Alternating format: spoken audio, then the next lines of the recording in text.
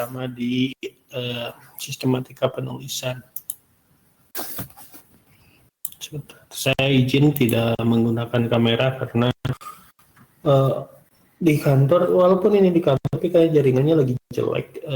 Jadi biasanya untuk mengurangi atau menghemat data, saya minta izin tidak menampilkan kamera.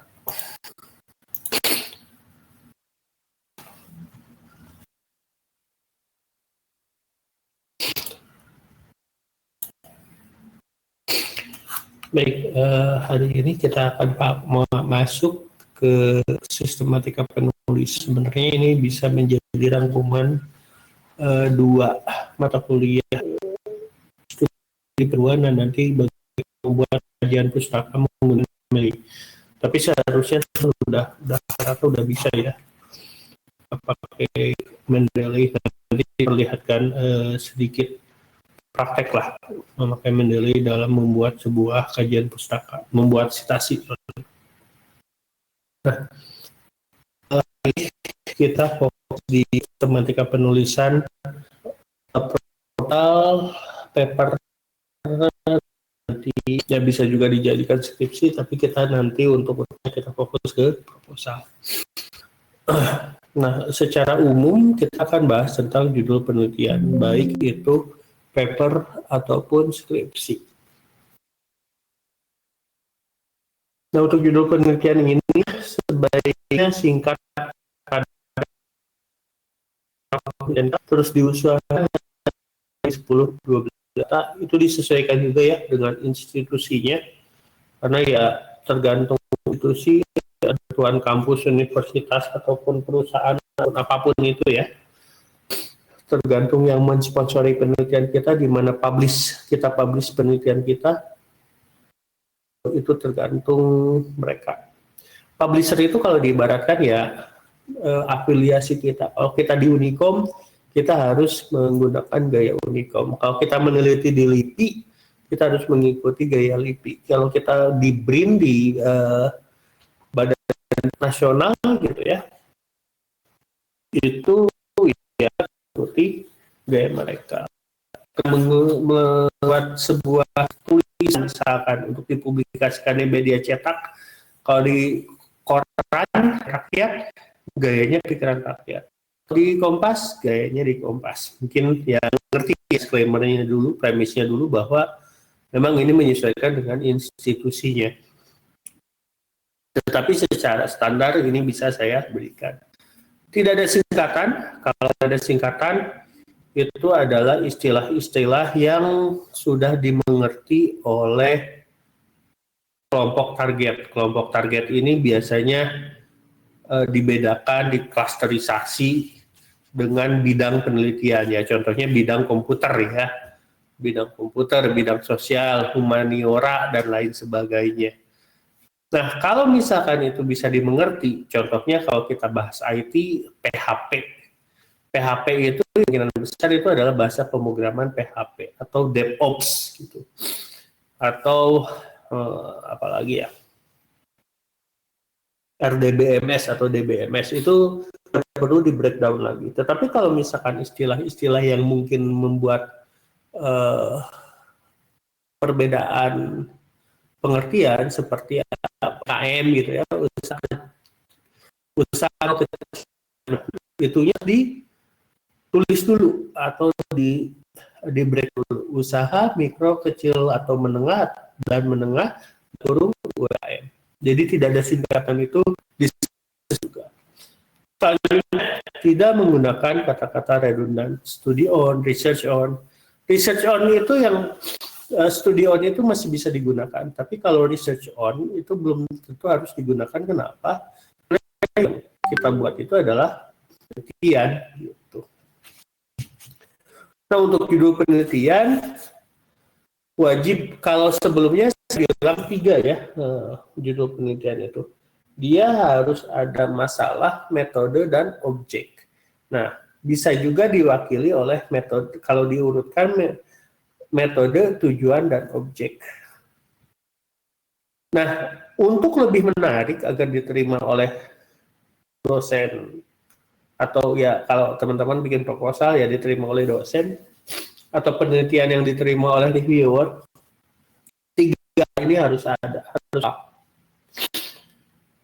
secara urutan, secara bobot ya metodenya itu yang akan dinilai pertama, karena apakah itu metode baru, apakah itu inovasi baru, apakah itu yang belum pernah dilakukan gitu.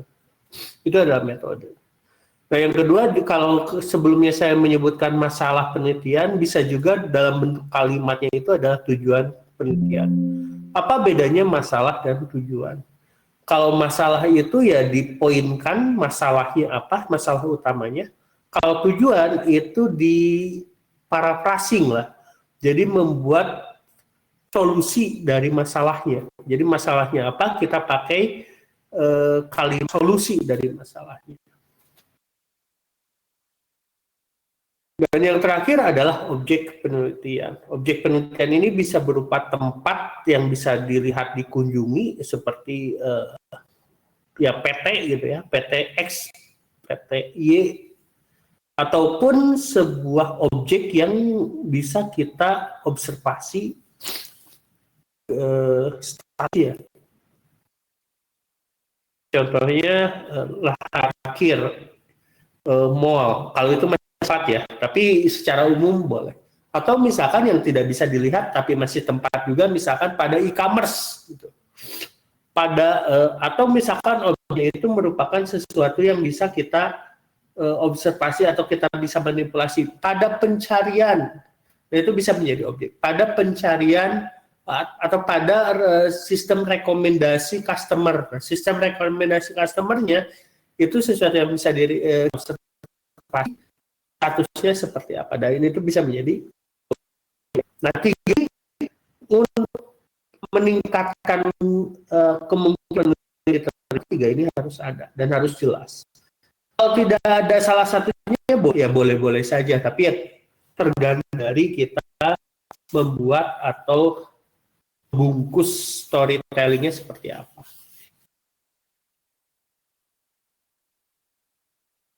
Ini contoh-contoh judul penelitian, bisa dilihat warna-warnanya ya. Yang pertama itu adalah penerapan algoritma semut untuk arsitektur network, software, metodenya warna merah gitu ya, algoritma. Tujuannya itu adalah untuk memilih dalam pemilihan arsitektur jaringan pada neural network, dan objeknya itu di dalam pengujian software metode black box. Apakah urutannya harus selalu seperti ini? Tidak. Misalkan pemilihan arsitektur jaringan pada neural network pada pengujian software metode black box menggunakan algoritma semut. Atau bisa juga objek dulu, pengujian software metode black box untuk pemilihan arsitektur jaringan pada neural network menggunakan algoritma semut.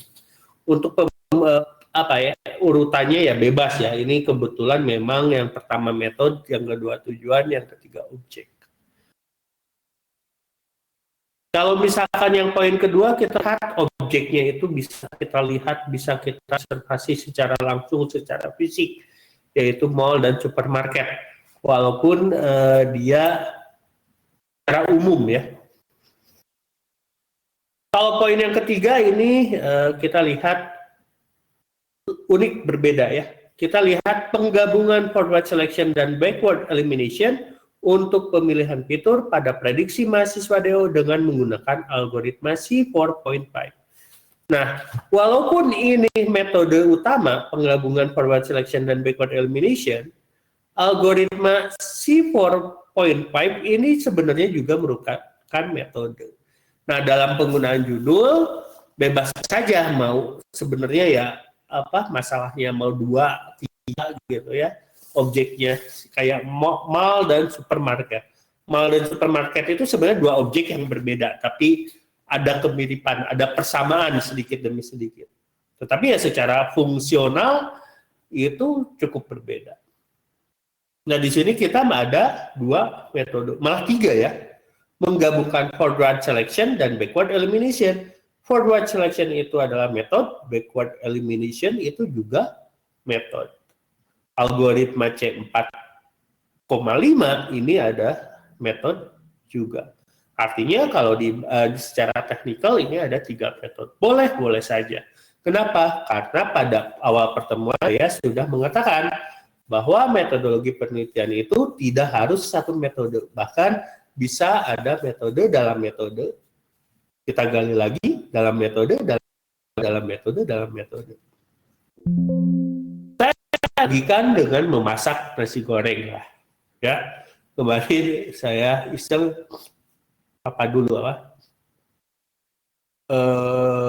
nasi dulu, telur dulu gitu ya. Wajan dulu, kompor dulu, niat dulu, dan lain sebagainya. Itu adalah contoh tahapan metode mana sih yang sebenarnya yang bisa dipilih. Contoh lainnya misalkan resepnya apakah menggunakan kecap atau tidak menggunakan kecap. Itu metode nasi goreng menggunakan kecap, metode menggunakan membuat nasi goreng tidak memakai kecap. Yang satu pakai cheese, yang satu pakai enggak. Yang satu saya pengen garlic gitu ya, garlic fried rice adalah perbedaan metode. Nah, ketika kita gali lagi, misalkan garlic fried rice, nah metode untuk potong garlicnya apakah dipotong dadu, dicacah, di blender atau ditumbuk atau bagaimana garlicnya? Terus untuk telurnya diceplok, didadar atau disatuin gitu ya. Nasinya yang kemarin, sekarang yang kapan? Pakai basmati atau pakai nasi putih gitu. Jadi kalau di breakdown lagi, setiap tahapan yang ada di dalam tahapan penelitian itu bisa menggunakan metode. Makanya tidak aneh makin sini itu makin berat. Kenapa? Karena dituntut memakai metode yang lebih banyak sebenarnya. Satu metode mah udah biasa, pakai 2 metode kayak gitu. Itu resikonya. Nah, setelah kita bikin judul, baru kita buat penulis. Nah, penulis ini baik di paper ataupun di penelitian ilmiah sama ya, hampir sama. Nah, tapi ini lebih condong ke paper. Penulis itu hanya nama saja tanpa disertai gelar akademik. Jadi di dunia akademik saja sebenarnya ya, spektrum laporan terakhir karya dari sebuah akademik itu tidak memakai gelar. Kenapa? Karena dengan memakai gelar itu bisa jadi bias. Bisa jadi bias. Penelitian itu bidang boleh ditentukan, topiknya boleh ditentukan, tapi ya balik lagi, kalau dia mempunyai kompetensi, saya punya kompetensi sebagai orang tua gitu. Orang tua yang mempunyai anak 3 semuanya misalkan perempuan, makanya saya mempunyai kompetensi untuk membuat paper tentang misalkan ya parenting menghadapi 3 anak perempuan. Makanya saya tidak perlu menjadi sarjana psikolog atau psikolog anak, bisa kalau itu dipertanggungjawabkan. Makanya kalau istilah sekarang ya, saya suka heran ketika tidak ada kaitannya dengan akademik harus menancapkan gelar. Mau nikah itu yang penting bukan gelar gitu, yang penting garing. Ya nikah itu yang penting itu ya nama dengan nama ayahnya kalau misalnya Islam. Kalau secara non ya masih, tapi dulu tuh bukan kewajiban. Tapi sekarang itu salah gelar kita dicetak seluruh undangan ada gitu. Miris sebenarnya. Miris juga ketika mahasiswa mengatakan, "Mas, semoga saya pulang membawa gelar." Jadi bukan targetnya itu bukan ilmu, tapi gelar. Tidak salah, tetapi kurang tepat gitu ya. Jadi itu ya keilmuannya dapat atau tidak. Bisa juga ya kalau misalkan dapat pasti dapat ilmu ya. Sekarang itu argumental kayak gitu ya. Yang pertama tidak disertai gelar akademik. Yang kedua, poin kedua itu adalah Ketika kita membuat paper, tentunya yang menulis itu tidak hanya satu orang, bisa lebih dari satu orang. Tetapi kapan kita menuliskan nama sebagai penulis? Hanya yang memberikan kontribusi signifikan yang berhak dicantumkan sebagai penulis. Nah, ini untuk khusus untuk paper. Ini case by case, berkasus kasuistik istilahnya. Jadi kalau misalkan teman-teman bikin paper, terus saya memberikan tugas ke kalian bikin paper. Saya tidak serta, saya hanya ngasih ide, saya tidak nimbrung dengan kalian. Kalian tidak perlu mempunyai kewajiban untuk menuliskan nama saya sebagai penulis kedua. Itu contoh pertama. Contoh kedua adalah ketika saya membantu kalian memberikan ide, membimbing, oh ini benar lainnya untuk memperbaiki atau menyempurnakan, untuk meningkatkan kualitas paper, baru saya punya ya ada hak sedikit sebagai penulis kedua. Kadangkala ada dosen yang minta dirubah, misalkan saya ke step gitu ya, ke Olga, paper kamu bagus, saya penulisnya saya aja ya, kamu kedua. Nah, secara etik nggak boleh sebenarnya ya, kalian boleh nolak gitu untuk hal itu. Nah, yang diperbolehkan itu ketika misalkan, Olga, paper kamu bagus, tetapi memang perlu diperbaiki untuk dipublish. Oleh karena itu, saya minta izin, saya akan perbaiki papernya agar bisa diterima, tetapi saya minta izin. Saya menjadi penulis pertama dan Olga menjadi penulis kedua. Nah, ketika saya menjadi penulis pertama, bukan berarti idenya milik saya, bukan. Penulis pertama itu hanya menjadi dia yang sebagai pemilik utama artikel atau karya ilmiah tersebut. Sedangkan idenya tetap masih milik Olga. Misalkan Olga membuat produk AI yang bisa menghilangkan kesepian gitu ya. Nah, itu produk bagus, tapi dalam buat nggak bisa karena anak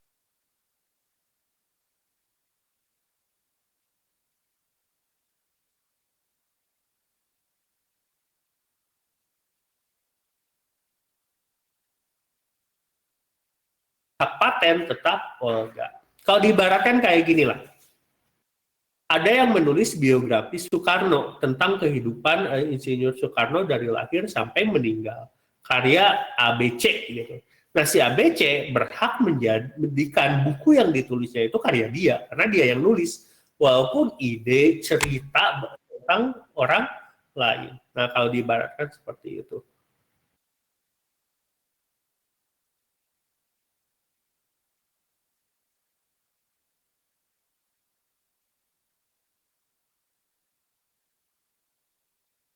Nah, kalau diibaratkan seperti itu. Jadi ya, polemik sih, kalau misalkan di dunia akademik, kalian mau masuk ke dunia akademik, biasanya bermasalah siapa yang jadi penulis pertama, penulis kedua. Bahkan kalau di Cina itu sampai ada yang bunuh diri gara-gara bukan seru sih ya, sedih juga, tapi kalau sebenarnya dunia paper ini ada dunia gelapnya, dunia penelitian itu banyak dunia gelapnya, baik di dunia nasional dan internasional. Gitu. Nah, selanjutnya adalah mencantumkan nama lembaga asal penulis, afiliasi. Afiliasi itu ya seperti rasa tanggung jawab dan benar nggak ini orangnya gitu. Jadi kita tidak melihat gelar, tapi melihat dia di mana, kompetensinya itu berdasarkan dia mewakili siapa. Atas Universitas Komputer Indonesia, oh berarti dunia akademik. Atas BRIN gitu ya, Badan Riset I-nya itu apa sih, negara gitu. negara atau nasional. Nah itulah BRIN. Misalkan BSSN, Badan Sandi dan Siber Negara. Oh berarti BSSN kita mengharapkan bahwa mereka membahas tentang keamanan, enkripsi dan lain sebagainya, atau social engineering. Ketika kita bicara tentang Kemenpora berarti ya tentang olahraga, strategi atau metode, misalkan metode naturalisasi gitu ya, metode overhype, sehingga biasanya ya kalau kita overhype itu yang buat kita kalah dari dulu kayak gitu. Ketika tenang-tenang berprestasi, ketika semuanya overhype sampai nobar, biasanya itu jadi red flag. Itu red flag. Karena overhype itu tuh terlalu overconfidence nantinya. Itu nggak bagus juga. Nah, itu adalah metode. Itu untuk mencantumkan nama lembaga sebagai apa? Bukan formalitas, untuk bahwa ya orangnya orang beneran gitu. Nah, terus di dalam penulis itu harus disertai alamat untuk korespondensi. Biasanya kalau sekarang email ya, kalau dulu itu sampai dikasih alamat surat. Nah, ini adalah contoh dari penulis setelah judul. Ada judul, nah ini penulisnya 3 gitu ya, Rodi Ferdika, Kodrat, Rizal Isnanto. Afiliasinya apa? Jurusan Teknik Elektro, Fakultas Teknik, Universitas Diponegoro. Nah biasanya nama universitas itu tidak boleh dibahasa Inggriskan. Dulu kita mencoba di bahasa Inggris kan, yaitu Indonesian Computer University.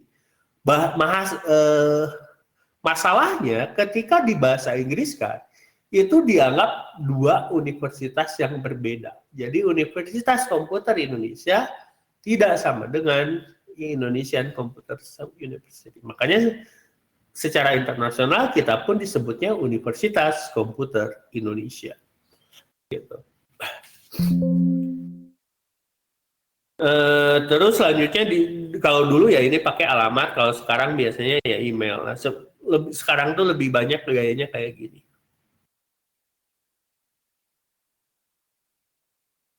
Nah, tadi judul, terus penulis, kita masuk ke abstrak. Abstrak pun masih banyak yang salah. Abstrak itu sebenarnya ringkasan ya. Jadi ringkasan, dan dia harus menggambarkan keseluruhan isi dari tulisan atau dari penelitian yang kita lakukan. Nah, abstrak ini diuraikan dengan bahasa lugas, langsung ke kesesaran dan harus memuat. Jadi tidak ada basa-basi. Biasanya abstrak itu dipisahkan oleh titik gitu. Kalau kita lihat di sini yang pertama itu harus menjelaskan tentang masalah penelitian. Nah, ingat tadi di depan masalah penelitian bisa diparafrase menjadi tujuan penelitian ya. Jadi tergantung balik lagi publisher institusinya, ada yang meminta bahwa publisher saya pengen kalimat pertama itu adalah tujuannya apa penelitian ini, biar orang-orang langsung tahu. Tapi ada juga yang ya udah masalahnya dari umum ke khusus gitu, jadi di breakdown. Silahkan. Nah setelah itu harus ada metode. Metodenya itu biasanya ada pengembangan dan perbaikan jika ada gitu ya, yang kita gunakan untuk memecahkan masalah penelitian. Nah untuk terusnya hasil penelitian. Nah, hasil penelitian ini ada 2 tipe, nanti kita akan bahas. Terus ada keyword. Keyword itu memuat kata-kata konseptual dan jumlah biasanya 3-5 kata. Buat apa sih abstrak? Inti yang pertama itu adalah current awareness ya. Current awareness. Memudahkan para pembaca untuk mendapatkan informasi terbaru tentang suatu bidang yang diminati tanpa harus membaca seluruh isi dokumen. Salah satu cara saya membaca paper itu adalah pertama saya membaca judul terlebih dahulu ketika cocok ke abstrak. Jadi abstrak itu adalah bacaan yang kedua setelah judul. Nah, dengan membaca abstrak, kita bisa mengetahui ringkasan secara gamblang. Gitu. Nah, ada yang memerlukan next step. Next step itu saya biasanya langsung ke hasil atau kesimpulan. Kesimpulannya apakah cocok dengan penelitian yang ingin saya lakukan atau enggak. Nah, itu ketika saya baca abstrak. Makanya ketika kita membuat abstrak, kita harus memberikan informasi agar membantu orang lain. Apa sih yang kita buat gitu penelitiannya. Kenapa? Karena itu dapat menghemat waktu pembaca, terus bisa melanjutkan membaca atau tidak. Kalau diibaratkan, abstrak itu kayak trailer sebuah film gitu. Trailer sebuah film.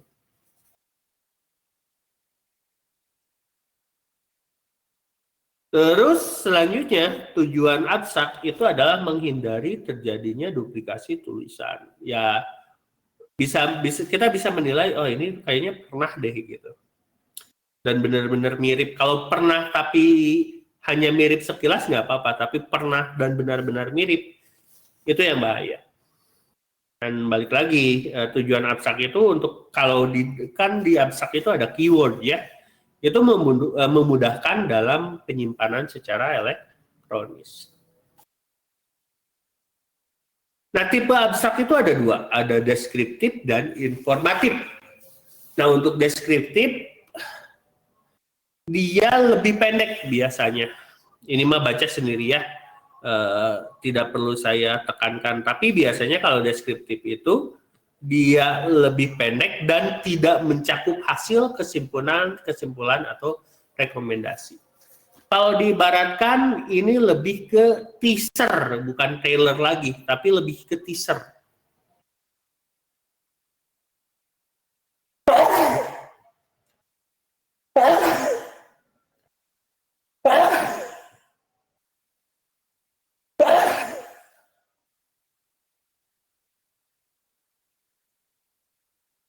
Lebih ke teaser ya, tidak mencakup hasil, kesimpulan, dan rekomendasi, biasanya sangat pendek. Satu lagi tipenya itu adalah informatif abstrak. Nah, kalau informatif itu lebih ke benar-benar ringkasan. Dia lebih panjang, lebih detail, sepanjang-panjangnya, tapi bisa mencapai 10% dari panjang tulisan. Nah, biasanya dia lebih spesifik dan memberikan hasilnya. Ini contohnya. Contoh deskriptif abstrak. This paper present the result of some experiments investigating the use of neural network bla bla bla bla. Berarti ini memakai tujuan ya. Tujuan dari penelitian, bukan masalah gitu. Ya bisa disebut masalah juga lah. Tipis lah masalah dengan tujuan tuh dalam perspektifnya. Bla bla bla bla bla, ada metodenya apa gitu kan, metode digunakan, terus perbaikannya apa. Tapi biasanya untuk membedakan deskriptif dan informatif, kita lihat di ujungnya. Di ujungnya kita baca, this paper describe the architecture of CIRS and reports on experiments on 3 different learning strategies. Nah, hanya menggambarkan arsitektur, tapi tidak ngomong bahwa arsitektur CIRS sangat bagus atau cukup stabil, enggak, tapi hanya sebagai gambaran apa yang akan dibangun gitu.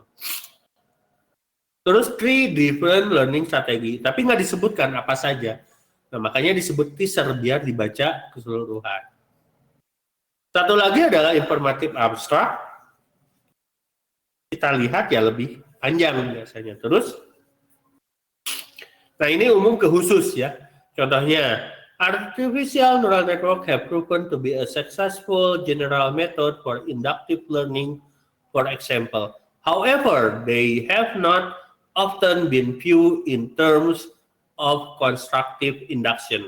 Masalah umum langsung spesifik ke masalah khusus gitu. Langsung bahas metode.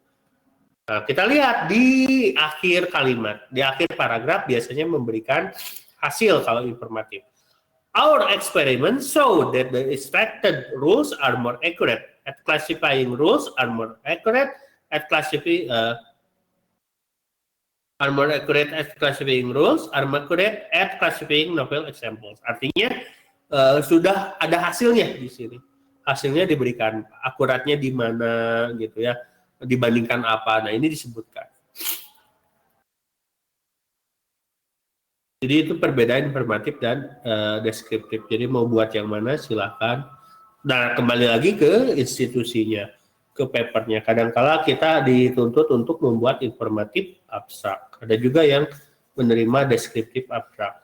Sebenarnya untuk penulis saya lebih suka deskriptif. Kenapa? Lebih pendek dan memberikan teaser, merangsang orang-orang baca paper saya. Tetapi kalau ketika saya sebagai pembaca paper, saya lebih suka informatif abstrak karena itu bisa lebih hemat waktu. Judul, penulis, abstrak, masuk ke latar belakang masalah. Nah, latar belakang masalah ini umum ya, mau paper, mau makalah ilmiah, mau proposal produk, apapun itu umum. Nah, latar belakang masalah di studi pendahuluan kan ada banyak ya. Di dalam video, di dalam studi pendahuluan bahwa saling berkaitan, bahwa dari latar belakang, nanti ke rumusan atau identifikasi masalah, ke batasan masalah, ke maksud dan tujuan. Itu silakan ditonton di topik studi pendahuluan. Nah, kalau di studi pendahuluan itu adalah alurnya ya, alurnya. Nah, kalau di sini hari ini saya memberikan secara gamblang formatnya, bukan formatnya, rangkanya. Nah, latar belakang itu harus menjawab semua pertanyaan why dari judul. Ingat bahwa judul itu adalah wajah atau vanguard atau etalase dari penelitian kita gitu ya. Nah, dengan membaca judul kita harus setidaknya harus bisa membayangkan. Nah, untuk menggambarkan dalam membuat sebuah penelitian kita harus menjawab setiap kata, bahkan kalau buat saya setiap kata dari judul. Misalkan judulnya seperti ini, prediksi produksi padi dengan menggunakan SPM berbasis PSO. Nah, dalam latar belakang itu harus bisa menjawab semua kata yang ada di judul. Kenapa prediksi? Kenapa produksi? Kalau nggak nyambung, kenapa produksi dan nggak nyambung? Ya berarti dikaitkan. Kenapa produksi padi? Kenapa menggunakan SPM? Kenapa SPM-nya berbasis PSO? Dan lain sebagainya. Bahkan kita bisa menambahkan pertanyaan not gitu. Kenapa padi bukan gandum? Kenapa prediksi produksi padi bukan prediksi penjualan padi? Kenapa SPM? Kenapa enggak clustering memakai K-means gitu? Yang ngaco kalau itu jawabnya ya. Kenapa SPM? Kenapa enggak K-means? Nggak mungkin itu. Tetapi ya, kenapa pakai SPM? Kenapa prediksinya nggak pakai linear regressing aja gitu, lebih sederhana? Atau decision tree? Kenapa pakai SPM? Terus kenapa pakai PSO? Nah, itu semua harus terjawab. Nah, harus menjawabnya seperti apa? Menjawabnya itu bisa menggunakan rumus OMKK masa soltu. Yang pertama itu yang kita bahas, kalimat alinea pertama di latar belakang itu adalah membahas objek penelitian. Itu paling gampang. Nah, kita lihat di sini objek penelitiannya mana. Prediksi produksi padi itu adalah masalah ya. Metodenya menggunakan SPM berbasis PSO. Kalau begitu objeknya di mana? Nah, objeknya sebenarnya ada di produksi padinya. Masalahnya itu adalah memprediksi produksinya, tapi untuk objeknya dalam produksi padi. Sehingga kita bisa memulai di latar belakang ini membahas padi. Mengapa padi? Itu bisa langsung kita jawab. Padi merupakan bahan makan atau bukan dari padi. Beras merupakan bahan makanan paling penting di Indonesia. Beras yang berasal dari padi setiap tahun menghasilkan berapa ton secara internal. Sedangkan kebutuhan internal berapa ton, sehingga ada kekurangan. Pada tahun sebelumnya dimasukkan sitasi berita, misalnya pada tahun sebelumnya dalam kurung satu sitasinya berita 2023 Indonesia mengalami surplus beras misalnya. Pada tahun sebelumnya Indonesia mengalami surplus beras, tetapi beberapa tahun sebelumnya Indonesia malah mengalami kekurangan. Apakah yang terjadi? Dikarenakannya kurangnya monitoring dan evaluasi dan cuaca bla bla bla, dijelaskan masalah di objeknya. Nah, oleh karena itu untuk menyelesaikan masalah tersebut salah satu solusi yang dapat dilakukan adalah memprediksi produksi padi tiap bulan atau tiap tahun. Untuk memprediksi dapat menggunakan beberapa metode yang misalkan kita pakai machine learning atau data mining, terserah. Metodenya adalah SPM, decision tree, terus tadi itu linear regressing dijelasin. Nah, yang kelebihan kekurangan metode yang ada dimasukin lagi sitasi gitu ya. Dimasukin lagi sitasinya. Nah, setelah itu baru maka yang paling cocok misalkan SPM berbasis PSO karena bla bla bla bla bla bla bla. Nah, atau misalkan pada SPM, akan tetapi SPM sendiri mempunyai masalah bla bla bla bla bla bla. Nah, untuk meningkatkan kemampuan SPM maka ditambahkanlah PSO, particle swap optimization begitu. Berdasarkan latar belakang di atas, rangkuman ya, berdasarkan latar belakang di atas, maka dibuatlah penelitian yang berjudul, balik lagi biasanya ke judul. Itu adalah latar belakang masalah. Nah, setelah buat latar belakang masalah, ke bawahnya harusnya lancar ya, berdasarkan studi pendahuluan. Jadi batasan identifikasi masalah itu, tadi masalah yang disampaikan di latar belakang masalah diambil per poinnya, mana yang akan kita bahas dalam penelitian tersebut gitu. Setelah itu batasan masalah, ruang lingkupnya dibatasi. Mana nih? Misalkan penelitian kami hanya prediksi padi di misalkan Bulog ini, tidak meneliti tentang gandum, atau misalkan untuk sampel hanya daerah Bandung saja gitu. Atau data yang diprediksi, data training yang diprediksi adalah dari tahun 96 sampai 2016 gitu. Jadi itu adalah batasan masalah. Nah, setelah batasan masalah ada maksud dan tujuan. Itu adalah sistem studi pendahuluan ya. Nah,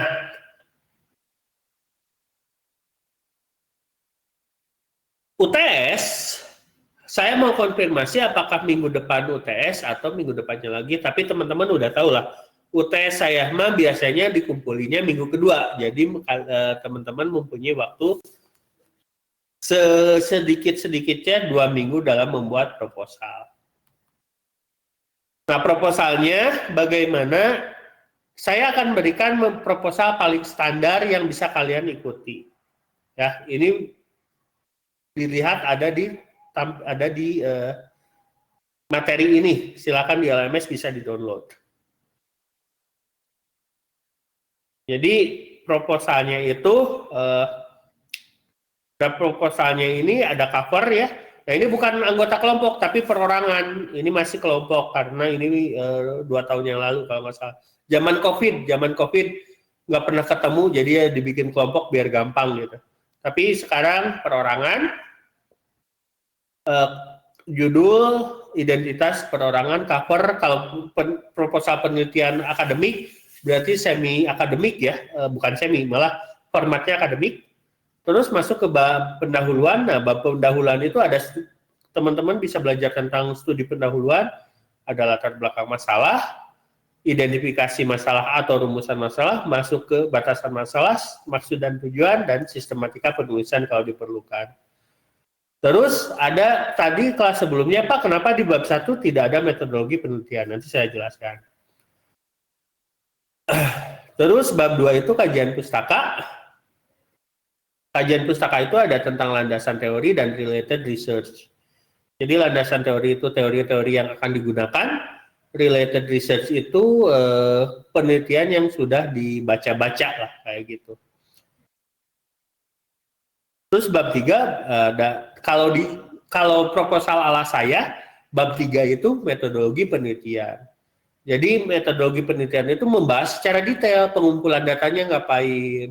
Ya kemarin yang waktu requirement engineering ya, makanya saya minta proposalnya gaya seperti ini, karena kalau gaya yang biasanya metodologi penelitian itu ada di bab 1, dia hanya gambar dan tahapan secara singkat. Nah, kenapa saya buat seperti ini? Metodologi penelitiannya yang pertama metode pengumpulan data itu masuk requirement engineering yang minggu sebelumnya. Artinya kalau observasi ngapain direntetin, strateginya seperti apa. Kalau survei mau pakai metode apa surveinya. Wawancara apakah ada pertanyaan yang disiapkan, target pertanyaannya seperti apa, itu lebih jelas. Bahkan kalau bisa berapa pertemuan gitu. Ya lebih lengkap, lebih detail, lebih bagus. Nah, di dalam metodologi di metode penelitiannya itu dijelaskan lebih baik, gitu ya. Ditambahkan sitasi-sitasi kalau mau. Terus terakhir harus ada daftar pustaka. Nah, nanti semua informasi ada di lms unicom.ac.id. Nah, sebelum saya perlihatkan LMS, saya akan memperlihatkan bagaimana membuat sitasi menggunakan Mendeley, gitu ya. Nah, saya rekomendasikan kalian pakai Mendeley Desktop, cari yang download Mendeley Desktop. Tapi kalau nggak ada, bisa sebenarnya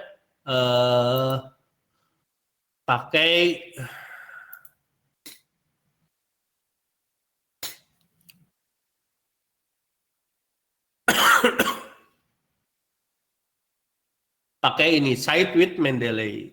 Ini yang paling terbaru biasanya ya. Site with Mendeley. Atau yang versi gratisnya pakai Zotero. Zotero ini powerful juga. Tapi saya rekomendasikan pakai Mendeley Desktop. Mendeley Desktop itu yang kayak gimana? Lagi loading ya. Bentar. Nah, bentuknya kayak gini. Jadi Mendeley Desktop tuh caranya kita cari, misalkan di sini scholar.google.com. Nah, untuk linknya mana saja yang bisa dicari, bisa teman-teman lihat di kajian pustaka. Itu saya memberikan beberapa referensi lah. Di luar itu juga boleh. Misalkan saya cari tentang tadi prediksi produksi padi. Nah, di sini ada kan? Nah, saya pengen langsung ambil jurnalpangan.com.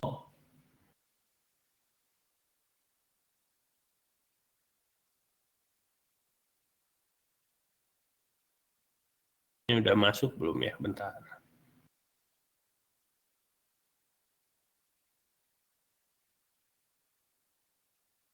Oh, belum. Nggak berhasil. Coba ini aja. Nah, kalau ini berhasil. Ini masuk ya. Masuk.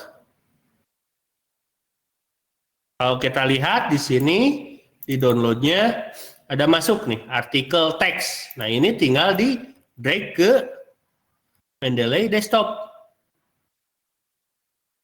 Masuk namanya musababa. Musababa atau tanaman padi ya. Ini pakai linear regression nih. Tanaman padi di grobogan. Nah, untuk memasukkannya, misalkan gini.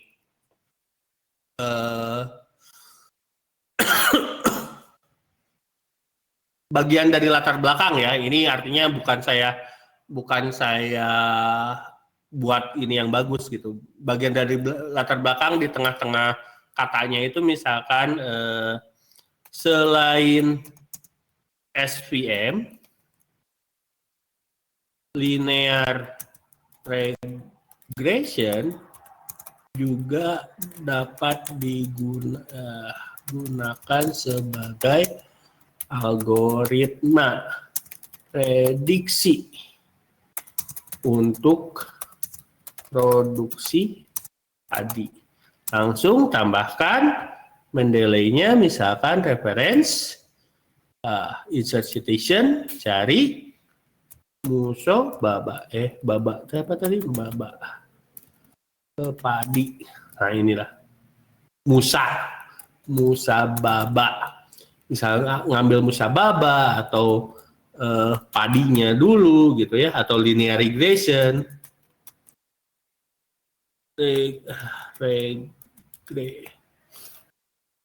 Nah, ini rice production juga nih.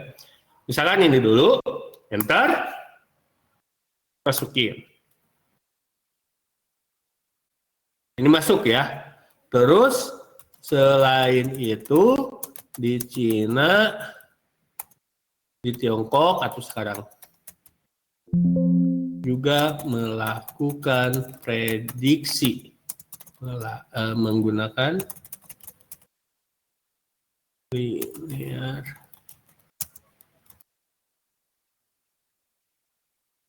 prediksi menggunakan algoritma yang sama. Masukkan health apa tadi namanya dulu Pak? Nah, 2019. Nanti tinggal masukkan di sini nih, insert bibliografi. Langsung banyak ya. Kalau misalkan kita ganti formatnya di sini filenya ganti, misalkan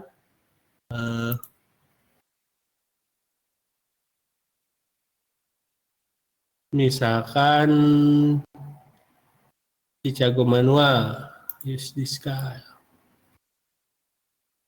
Nah, jadi berubah ininya ya. Tuh, jadi saya pengen IEEE lagi, berubah langsung secara otomatis. Jadi enak banget sebenarnya kalau misalkan kalian pakai Mendeley. Pak, nyari artikel tuh susah, gimana? Kalian adalah mahasiswa mahasiswa generasi AI gitu. Gunakan RI, Perplexity AI. Saya suka salah nulisnya, jadi biasanya masuk ke itu dulu, ke search engine dulu baru masuk ke sini. Nah, misalkan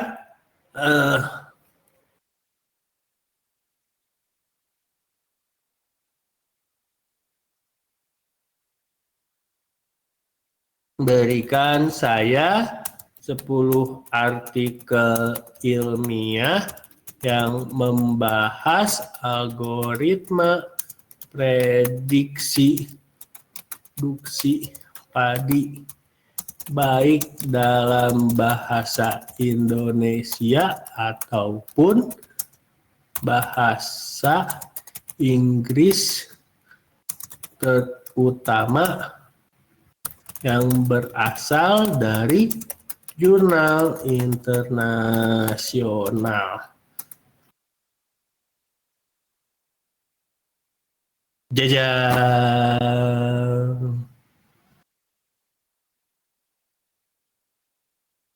Nikmat mana yang kamu dustakan, wahai teman-teman. Jadi ini sangat enak banget gitu. Ya. Selain Perplex, bisa juga di Gemini, bisa juga pakai ChatGPT, tapi kalau untuk artikel ilmiah biasanya saya pakai yang ini, karena Perplexity fokus untuk yang memberikan referensi gitu, kemampuannya. Jadi bisa ditambahkan ini open link, cari tuh langsung dari government artikel gini kan. Kita cari di sininya kalau bisa diambil papernya lebih bagus. Tapi kalau nggak bisa, misalkan ini artikel tapi nggak bisa papernya nggak bisa diambil ya. Ini bisa ambil citasinya, sebentar. Nah, bisa ambil citasinya. Oh ini nih, ada PDF-nya. Ambil PDF-nya, download. Atau kalau misalkan pakai Mendeley lagi ya, di sini, Pak saya ngambil dari artikel web, misalkan artikel web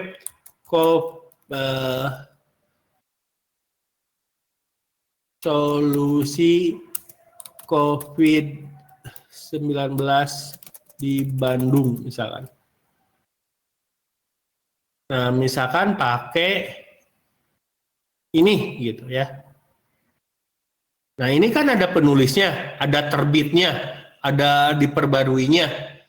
Nah, ini bisa pakai di sini file, di sini add entry manually. Di sini masukkan di bawah biasanya web page. Nah, titelnya ini adalah pakai ini copy,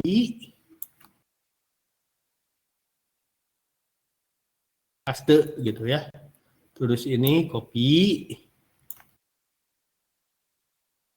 ini paste.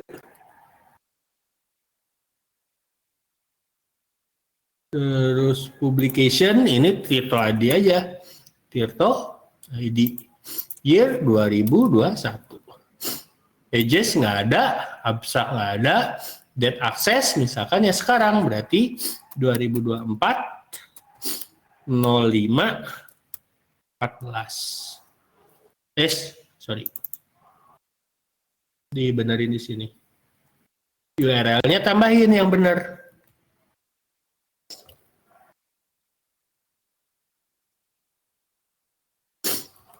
URL-nya masukin sini, enter, udah masuk ya. Nah ini ada put Sandra, jadi saya tambahkan misalkan, ya walaupun ini beda ya, beda topik. Penanggulangan COVID di Indonesia, 5 pilar utama.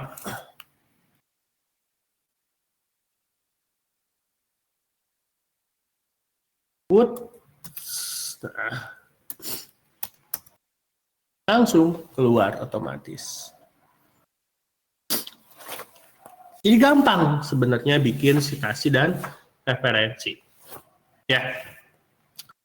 Baik, baru kita masuk ke, kalau ada pertanyaan bisa langsung ke chat saja dulu ya. Saya mau ngejelasin tentang LMS-nya. Kalau ada pertanyaan silakan di chat dulu, nanti saya bahas. Nah, proposalnya due date ya 2 minggu dari UTS. Minggu ini saya akan konfirmasi kembali nanti apakah tanggal berapanya. Akhir minggu ini saya umumkan di grup WA bagaimananya juga mengupdate LMS. Tapi secara umum tugasnya tugas perorangan gitu ya, membuat proposal penelitian berdasarkan minat dan bakat. Nah, jadi teman-teman mau digunakan proposalnya untuk ancang-ancang ke skripsi boleh, non skripsi juga boleh. Bisa merupakan format penelitian untuk skripsi, penelitian umum. Nah, ini setelah penelitian umum, ada penelitian berbayar atau project, proposal produk, proposal investor, atau proposal event. Nah, kalau teman-teman, Pak, saya masih belum kepikir untuk akademik, bagaimana kalau saya bikin proposal yang lain, boleh nggak? Boleh, ya. Ada proposal project, produk, proposal investor, atau proposal event. Resikonya, standar saya ini, yang 1, 2, 3, 4 ini, standar saya lebih tinggi dibandingkan proposal akademik. Kalau proposal akademik, saya lenient atau memberikan kelenggangan untuk masalah substansi, masalah konteks, masalah kedalaman ilmu. Saya masih lenient, artinya saya memberikan oke lah masih belajar gitu ya. Tapi kalau misalkan proposal industri, saya akan lebih strict. Kenapa? Karena berdasarkan pengalaman tahun-tahun kemarin pada ngaco. Contoh, ada yang buat proposal tentang balap karung atau bukan balap karung, 17-an di RW. Ya bagus, tetapi kurang layak lah. Jadi itu kan sorry to say itu bukan level kuliahan, apalagi semester 6. Kalau semester 1 saya masih bisa terima. Semester 6 itu proposal event itu yang nasional. Ya, kalaupun nggak yang nasional ya yang kota gitu. Pak, eventnya apa saja? Bebas. Tahun kemarin ada proposal event musik, ada 2. Yang satu hancur, yang satu bagus.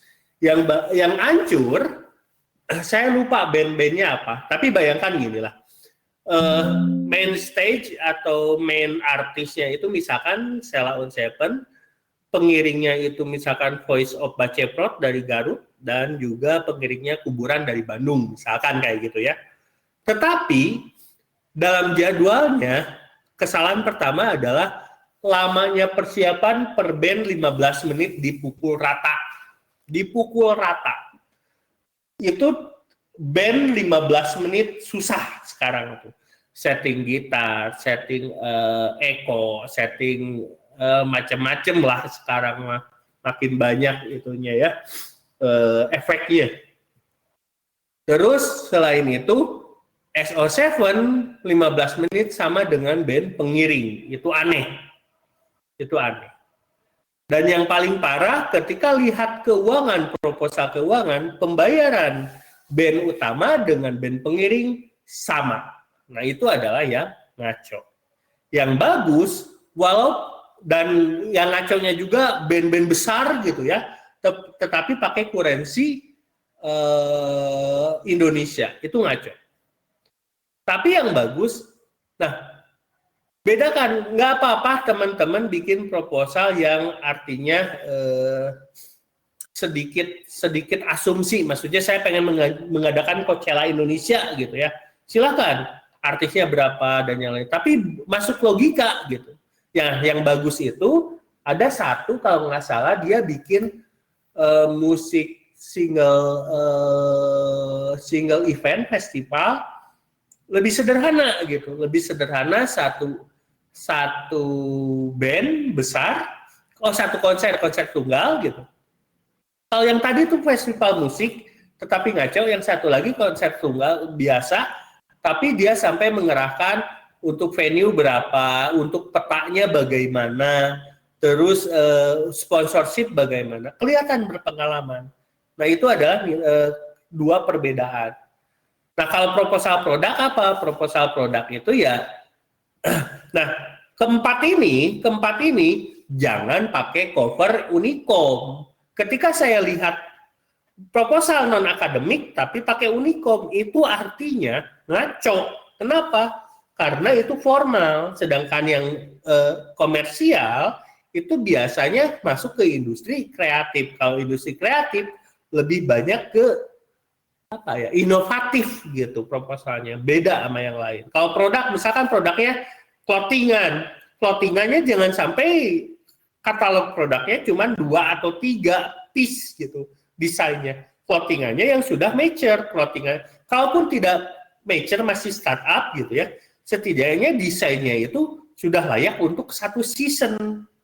Bukan hanya 2 piece, 3 piece doang gitu, tapi untuk 1 season gitu.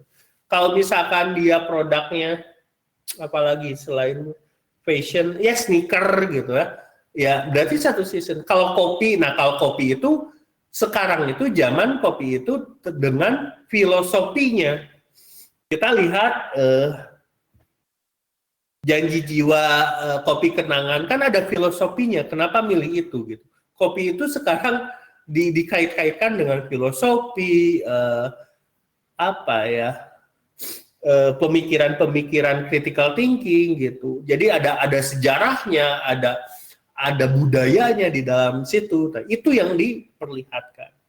Makanya ya memang lebih berat. Saya yakinkan proposal non akademik standarnya lebih tinggi karena ya saya bergerak di bidang industri. Sedangkan akademik saya bisa memaklumi karena teman-teman baru belajar gitu. Ya, ada pertanyaan? Silakan.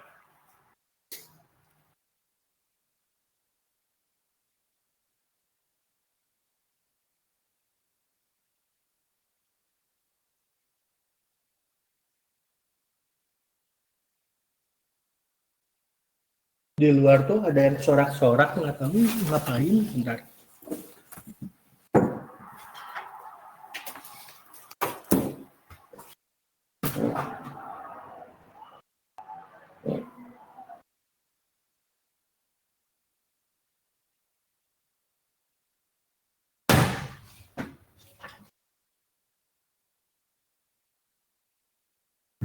Ada acara warga. Baik, ada pertanyaan dulu? Pak, izin bertanya, Pak. Silakan. Pak, kalau misalnya proposal project boleh nggak, Pak ya? Boleh. Untuk jenis projectnya apa aja gitu, Pak? Apa aja, boleh. Apa aja. Tapi ya sekali lagi tinggi. Kalau proposal project kan semi formal ya. Jadi latar belakangnya terus ada tornya. Nggak tor lah, nggak perlu ada tor lah. Tapi setidaknya solusi arsitek, bahkan ada arsitekturnya lebih jelas dan yang lainnya.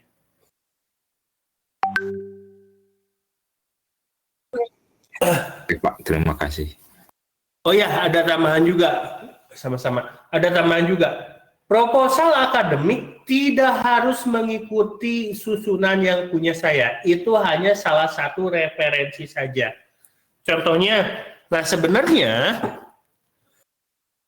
saya pengen memperlihatkan yang if.unicom.ac.id, tapi sekarang masih bermasalah. Semua jurusan ya, komputerakuntansi.unicom.ac.id. Kalau berhasil ya? Coba SI.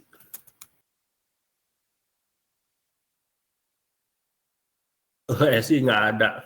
MM yang saya ini nih, yang saya urus juga nggak keluar nih. Bahkan SSL-nya bermasalah ini.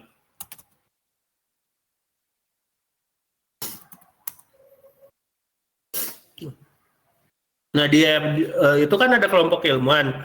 Nah, saya perlihatkan yang 2020 aja ya. Yang 2020 di sini bentar. BCDA-nya mana ya? Bentar.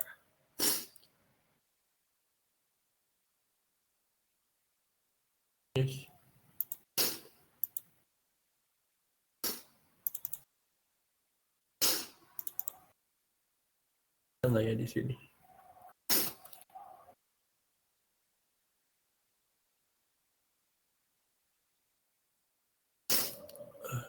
Oh, Persib Bandung. Emang nggak ya main Persib?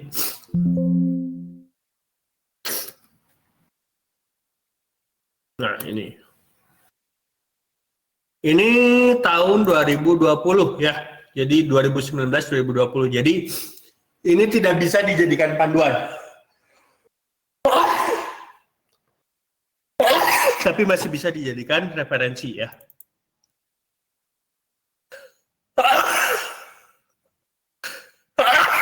Ada kena flu ini saya.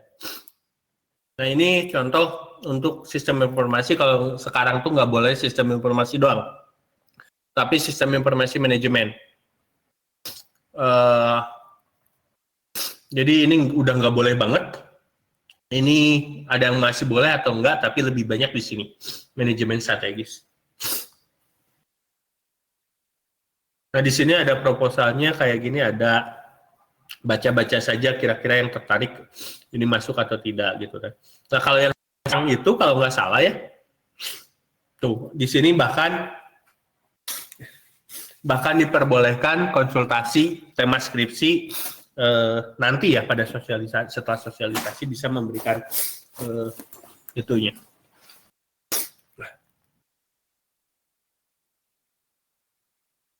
Terus BCD.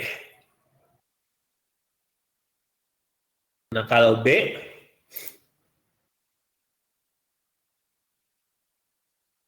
itu tentang apa ya, saya lupa. B itu RPL dan data.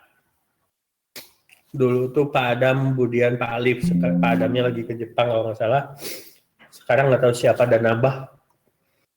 Pak Fahrian, Pak Krismika belum masuk ini. Silakan baca-baca sini. Ini sedikit. Kalau C itu ini Jarkom, Multimedia, Keamanan Informasi, Teknologi IT. Nah, ini ada contoh proposalnya untuk yang ini. Nah, ini dari ini tuh Pak Dedeng, Pak Ricci, Pak Irawan, Pak Angga ya, terus Pak Iqbal. Nah, di sini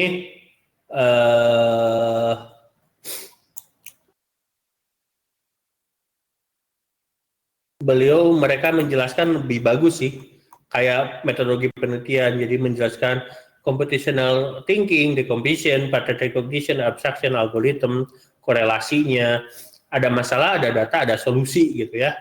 Jadi ini harus ada masalah, datanya harus ada, dan kita menyediakan solusi, baru judul dapat dimunculkan. Nah, ini bisa pakai ini ya, topik besar penelitiannya apa, permasalahan kasusnya apa, metode algoritma teknologi, baru bikin judul. Langkah-langkah penyusunan proposalnya juga ada. Nah kerangkanya di sini ada. Nah, lebih lengkap di sini ya. Pertama, latar belakang masalah, rumusan masalah, maksud dan tujuan, batasan masalah. Nah, kalau di sini gayanya dia memakai metodologi penelitian. Terus di sini ada deskripsi sistem, arsitektur sistem, model sistem. Kenapa ada ini? Karena topiknya adalah Jarkom, Keamanan Informasi dan Teknologi IT. Jadi di luar multimedia, tapi di dalam multimedia pun memerlukan arsitekturnya bagaimana, gambaran sistemnya bagaimana gitu. Makanya model sistemnya seperti apa? Karena dia berhubungan dengan Jarkom teknologi IT secara gamblang ya gitu. Jadi membutuhkan tambahan ini.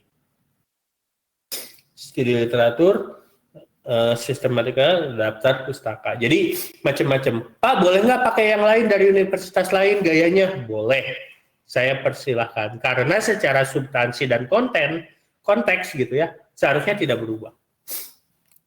Ini mah hanya kerangka bagaimana urutan penulisannya saja, tetapi secara substansi harusnya tidak berubah.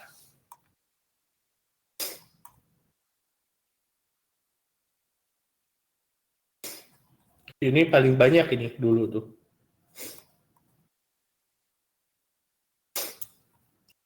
Tapi ini udah nggak bisa dipakai. Cari yang terbaru, ada yang 2023, 2022, 2023. Tapi ya IF-nya lagi nggak bisa digunakan. Terus untuk KKD, ini untuk teknologi web dan mobile. Ini Pak Andri, Pak Taryana, satu lagi Pak Eko. Nah ini sebenarnya ini yang bagusnya itu di sini ada contoh-contoh yang diterima dan yang tidak. Ini seru nih. Nah teman-teman baca aja, ini enggak. Rancang bangun aplikasi smartphone, kalori memanfaatkan smartwatch, pembangunan aplikasi Kopi Express, API Midtrans dari payment gateway. Itu kan benar payment gateway. Artinya, Pak berarti sekarang boleh, ini 4 tahun yang lalu. Ingat, ini 4 tahun yang lalu. Berarti ketika kalian mau lulus, berarti ini jadi 5 tahun yang lalu. Pasti berubah.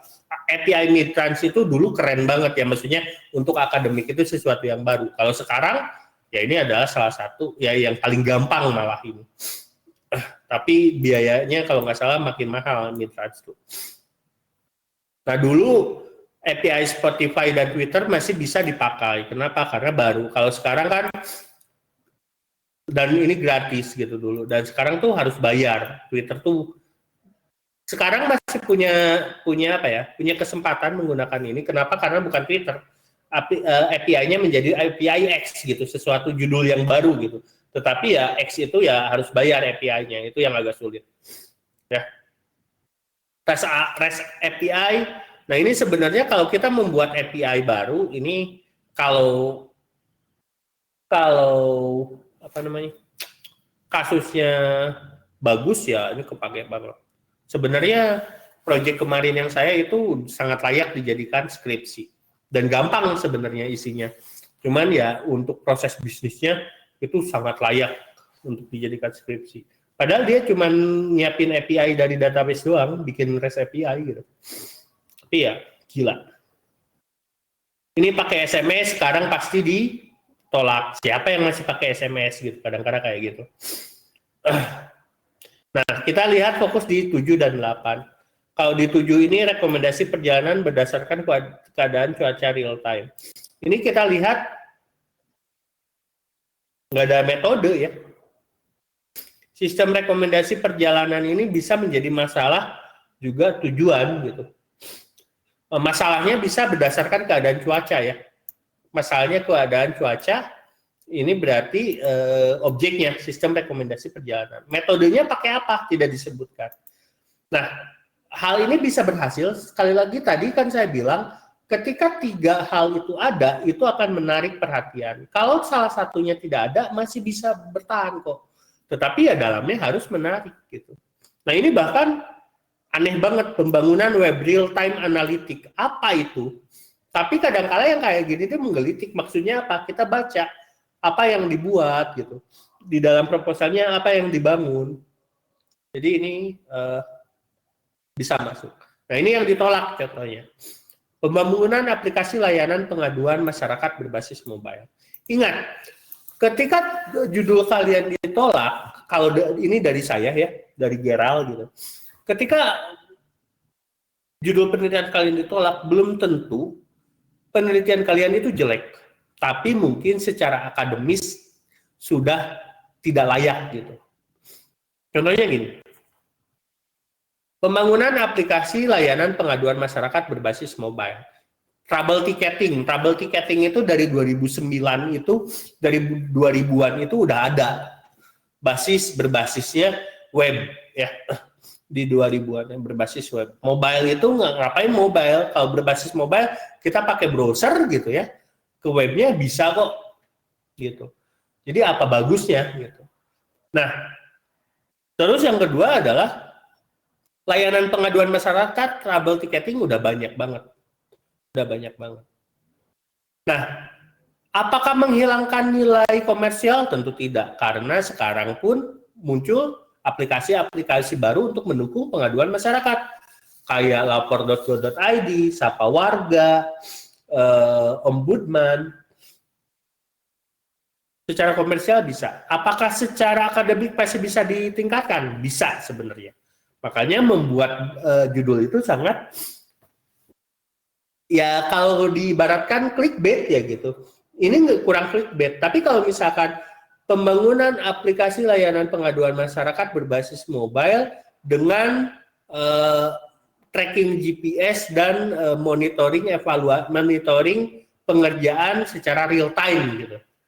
Itu akan lebih menarik. Contohnya ya aplikasi Sapa Warga itu kan kita lapor, foto, masukkan keluhan, foto, lapor, nanti dia itu notifikasinya terus berjalan sampai si masalahnya itu selesai. Katanya seperti itu. Ya karena masih baru-baru ya, nggak tahu nanti. Nomor 2, aplikasi pencarian bengkel sepeda motor terdekat. Nah, ini sampai sekarang aplikasi yang nyata nggak ada, belum ada yang bagus. Mengapa? Karena ketika dijadikan skripsi, dia cuma pakai API Maps, cari bengkel, terus nge-scan radius dari GPS kita. Titik gitu. Padahal kan bisa dikembangkan. Misalkan ketika kita masukkan data diri di aplikasinya, motornya apa, dia akan secara otomatis melihat merekomendasikan bengkel yang sesuai dengan keadaan motor kita. Nah, itu lebih baik. Jadi ini bisa ditingkatkan lagi, tapi ya dengan judul seperti ini pasti nggak bakalan menarik. Yang ketiga, ini aplikasi tour guide Kota Bandung berbasis Android. Nah, kalau ini susah diselamatkan karena tour guide kota wisata alam, kuliner itu udah nggak bisa dipakai lagi karena dengan Google itu ya udah powerful, nggak perlu pakai sebuah aplikasi. Jadi ya udah susah gitu. Selanjutnya, pembangunan aplikasi rekomendasi tempat makan berdasarkan anggaran. Ini juga sama ya, hampir sama dengan atas, cuman di sini pakai range, misalkan anggarannya ini mah pakai filter doang gitu. Jadi kalau misalkan anggaran saya di 100.000, cari yang range-nya ada di 100 ribuan gitu. Itu ya gampang. Google itu sekarang udah ada range harga. Kelima, pembuatan aplikasi virtual alat musik gambang berbasis Android. Kalau dulu ini banyak yang membuat alat musik virtual ya, dan masih bisa diterima. Dan bahkan makin bagus gitu. Tetapi ya kalau zaman sekarang, apalagi 2024, nanti 2025, ini udah bakalan banyak ditinggalkan, karena memang udah standar, udah gampang gitu. Banyak sekali library untuk buat hal ini. Penerapan notifikasi Android untuk penyebaran informasi di desa. Nah, ini mah notifikasi doang gitu kan. Broadcast ngapain gitu. Tinggal di broadcast ngapain harus pakai aplikasi gitu.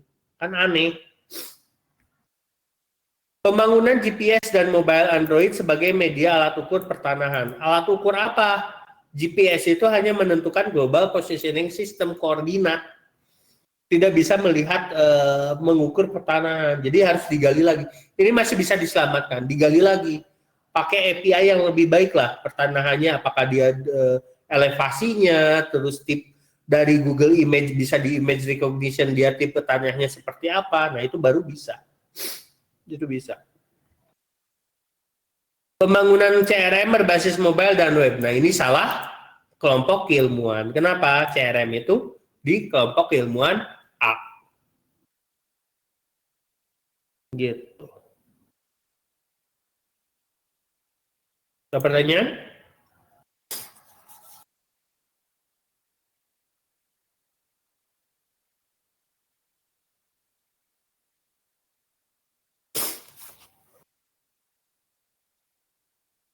Oh, kelompok E belum ya? Bentar.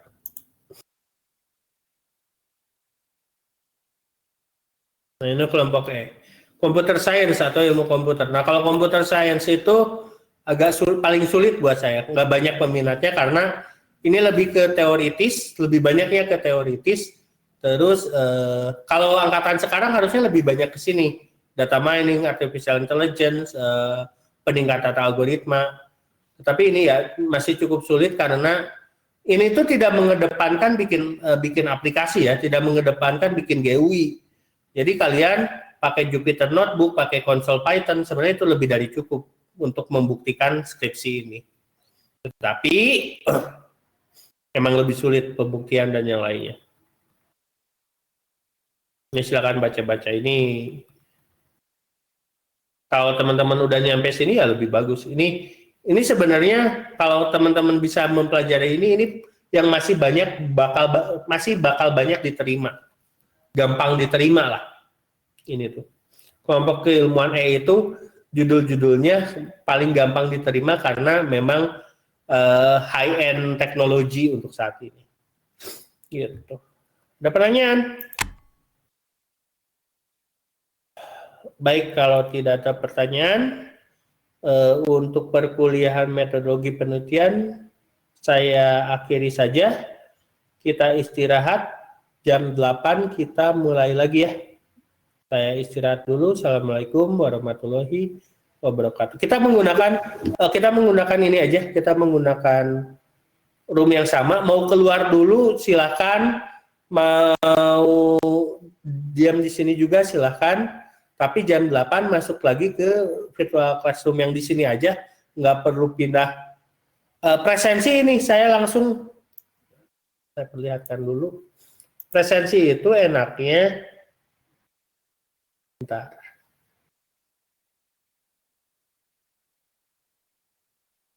Nah, presensi itu enaknya saya pakai di sini, terus save username, jadi tinggal lihat di sini, hasilnya ada nama-nama teman-teman yang hadir di sini.